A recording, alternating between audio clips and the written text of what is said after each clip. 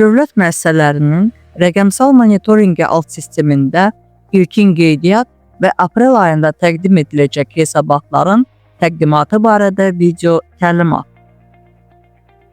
Dövlət maliyyəsinin səmərəli idarə edilməsinin təşkili ilə bağlı əlavə tədbirlər haqqında Azərbaycan Respublikası Prezidentinin 25 avqust 2025-ci il tarixli 489 nömrəli fərmanının icrası ilə əlaqədar olaraq Prezidentin 29 dekabr tarixli 570 nömrəli fərmanı ilə dövlət müəssisələrinin büdcə layihələri və büdcələrinin monitorinqi və icra göstəricilərinin təhlili qaydaları, habelə dövlət müəssisələrinin dividend qaydaları təsdiq edilmişdir.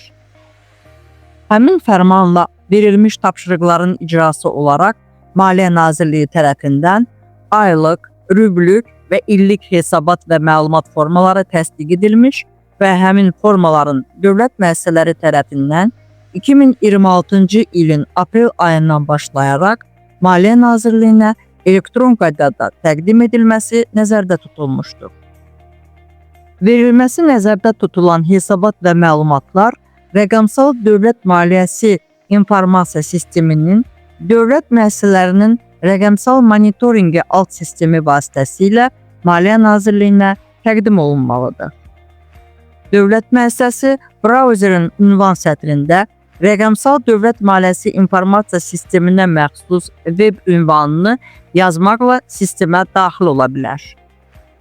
Rəqəmsal dövlət maliyyəsi informasiya sistemindən dövlət müəssisələrinin rəqəmsal monitorinqi alt sisteminə keçmək üçün dövlət müəssisəsinin rəhbəri digital login düyməsinə klik edərək MyGov.id vahid giriş sisteminə keçid etməli və digər üsullar bölməsində müvafiq giriş üsullarından asan imza və ya SIMA token elektron imza seçməlidir.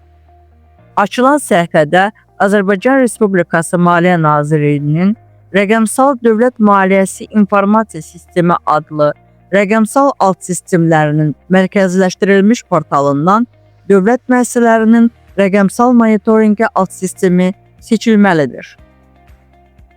Müəssisənin rəhbəri ana səhifənin sol tərəfindəki menyudan istifadəçilər bölməsinə keçərək hesabat və məlumatların hazırlamasına məsul əməkdaşın sistemdən istifadə edə bilməsi üçün onun PIN nömrəsini müvafiq xanaya daxil etməlidir. Bu zaman əməkdaşın adı, soyadı, ata adı və doğum tarixi məlumatları avtomatik qeyd olunur. Digər məlumatlar isə manual şəkildə daxil edilməlidir. Daxil edilmiş məlumatlar müvafiq düymə ilə yadda saxlanılmalıdır. Bundan sonra istifadə hüququ almış hər bir şəxs sistemə daxil olması üçün özünə məxsus giriş vasitələrindən asan imza və ya SIMA token istifadə etməlidir. Müəssisənin rəhbəri ana səhifənin sol tərəfindəki menyudan müəssisələr bölməsinə keçərək müvafiq xanalardakı məlumatları manual şəkildə daxil etməlidir. Digər xanalardakı məlumatlar Dövlət Vergi Xidmətindən inteqrasiya olunmuş məlumatlar əsasında avtomatik qeyd olunur. Daxil edilmiş məlumatlar müvafiq düymə ilə yadda saxlanılmalıdır. Maliyyə hesabatlarını və digər məlumatları tərtib etmək üçün müəssisənin müvafiq əməkdaşı ana səhifənin sol tərəfindəki menyudan hesabatlar bölməsinə keçid etməli və açılan aylıq, rüblük, büdcə təsdiq, büdcə proqnoz və dividend alt bölmələrindən müvafiq olanı seçməlidir. Həmin alt bölmələrə daxil olduqda səhifənin yuxarı hissəsində yaradılmış hesabatlar və yaradılacaq hesabatlar başlıqları mövcuddur. Yaradılacaq hesabatlar bölməsi vasitəsilə tərtib edilməli olan hesabatı plus işarəsində klikləyərək yaratmaq mümkündür. Qeyd edilməli məqam odur ki, 2026-cı ildə verilməsi tələb olunan hesabatlardan aprel ayı ərzində yalnız bu vəsaitlərin hərəkəti haqqında artan yekunla hazırlanan aylıq hesabat və rüblük maliyyə hesabatları, habelə 2023-2025-ci illər üzrə maliyyə hesabatları təqdim edilməlidir. Bu zaman mikro və kiçik sahibkarlıq subyektlərindən yalnız bu vəsaitlərin hərəkəti haqqında artan yekunla hazırlanan aylıq hesabatın təqdim edilməsi tələb olunur. Qeyd olunan hesabatların hər birinin tərtib olunması barədə video təlimatlar Maliyyə Nazirliyinin YouTube kanalında dərc olunmuşdur.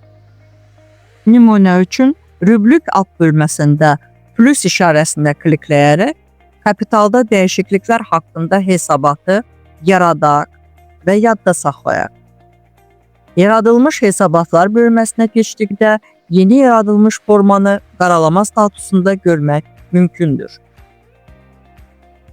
Qeyd edək ki, rüblük alt bölməsində mövcud olan maliyyə vəziyyəti haqqında hesabatın 9 sayda, mənfəət və zərər və digər məcmu gəlir haqqında hesabatın isə 3 sayda izahlı qeydlər cədvəlləri mövcuddur və həmin cədvəllər əsas hesabatlar yaradılan anda avtomatik dərs şəkildə yaranır. Bu zaman nəzərdə saxlanılmalıdır ki, əsas hesabatların bəzi xanalarını manual doldurmaq mümkün deyil və yalnız müvafiq izahlı qeydlər cədvəli doldurulduqdan sonra həmin xanalarda məlumatlar avtomatik əks olunur. İstifadəçi yaradılmış hesabatlar bölməsində yüklənmiş şablonların qarşısında mövcud olan redakta et düyməsinə klik etməklə həmin hesabatların üzərində iş prosesini aktiv edə bilər. İş prosesi bitənə qədər həmin hesabat qaralama statusunda qalacaqdır. Hesabat tamamlandıqdan sonra 3 nöqtə hissəsinə klik edərək açılan seçimlərdən rəhbərə göndər düyməsini klik edirik. Rəhbər tərəfindən hesabata baxılması müddəti ərzində hesabat baxılır statusunda, təsdiqləndiyi təqdirdə təsdiq edilib statusunda görünür. Hər hansı bir dəyişiklik edilməsi üçün rəhbər tərəfindən geri qaytarılmış hesabat geri qaytarılıb statusunda görünür. Dövlət müəssisəsi tərəfindən təqdim edilən və Maliyyə Naziri tərəfindən düzəliş edilməsi üçün geri qaytarılan hesabat isə ləğv edilib statusuna düşür. Hesabat ləğv olunduğu üçün qaralama statusuna qayıtmışdır bildirişi görünür. Bu zaman ləğv səbəbinə bax düyməsini kliklədikdə müvafiq bildirişə baxmaq mümkündür. İstifadəçi redakta et düyməsinə klikləyərək hesabat üzərində dəyişikliklər etməli və hesabatı təkrar təsdiqə göndərməlidir.